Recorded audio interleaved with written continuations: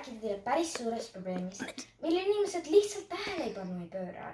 Ja mõned inimesed arvavad, et see pole ju mingi suur probleem, et nagu miks meil vaja mõelda sellele on. Aga tegelikult on küll, meie maailm lihtsalt uppub riietesse ja meie mõtlesime välja imelise lahenduse. Kui siin on meil praegu tavaline ID-kaart, tekst, mingi pilt on ju, siis kohe näete te teist lahendust sellele, milline tegelikult peaks tulevikus ID-kaart olema. ID-kaardile me lisame mingi sellise kiibi ja see kiip on ühenduses kogu selle süsteemiga, mis kaardilugerites töötab. Ning kui sa sisestad selle ID-kaardi sinna lugerisse, see nagu automaatselt vaatab, palju neid riideid sa saad veel osta. Ja just nimelt kindel arv aasta jooksul, palju riideid sa saad osta. Võtame näiteks 50. Nii.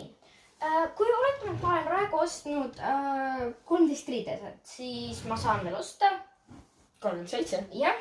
Ja tegelikult seda me ei saa siia kaardi peale panna, kuna see veider, kus iga kord muutub ja niimoodi. Oletame, et ma lähen praegu poodi. Ma tahan osta, ma ei tea, selle sama sätki siin. Ja ma pean kõigepealt tõmbama ID-kaardi läbi kaardilugejast.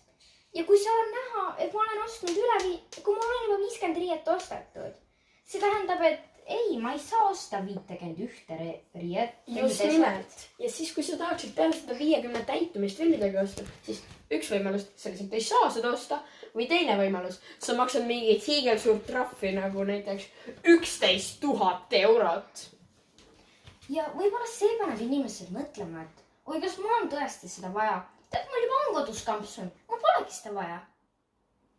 Aitäh kuulamast ja vaatamast.